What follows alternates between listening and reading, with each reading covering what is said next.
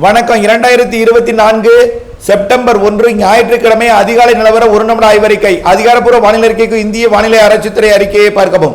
வங்கக்கடலில் ஆந்திர கரையோரம் நீடித்துக் கொண்டிருந்த காற்றழுத்த தாழ்வு மண்டலம் விசாகப்பட்டினம் அருகே ஆந்திர கரையை மிக மெல்ல கடந்து கொண்டிருக்கிறது. 2 நாட்களுக்கு இது ஆந்திரா மற்றும் தெலுங்கானாவின் வடக்கு பகுதி, ஒடிசா மற்றும் சத்தீஸ்கர் வழியாக மெல்ல கடந்து சென்று படிப்படியாக செயலிழக்கும். இரு காற்று இணைவு என்பது ஆந்திர பிரதேசத்தோட விஜயவாடா, தெலுங்கானாவோட ஹைதராபாத் இடைப்பட்ட பகுதியில் ஒட்டுமொத்த தெலுங்கானாவிற்கும் மிக கன மழைப்பொழிவை கொடுக்கும் வகையில் மழைப்பொழிவு அமைந்து கொண்டிருக்கிறது. அதே போல பாகிஸ்தான் எல்லையோரம் நீடித்துக் கொண்டிருந்த அந்த அஸ்னா புயலானது விலகி சென்று கொண்டிருக்கிறது ஓமன் நோக்கி. இவையெல்லாம் காற்றை பிரித்து வைத்திருக்கிற காரணத்தினால தமிழ்நாட்டிலே ஆங்காங்கே வெப்பசலன இடிமழை பொழிவு பொழிந்து வருகிறது. சற்று தென்மேற்கு பருவமழை நாளை மறுநாள் மேற்கு தொடர்ச்சி மலையில இருக்கும். அடுத்த நிகழ்வு 8ஆம் தேதி உருவாகிறது. அதற்கு அடுத்து புரட்டாசியில நல்ல மழை இருக்கு. விரிவான அறிக்கை கேட்டு பயன்பெற அன்போடு கேட்டுக்கொள்கிறேன்.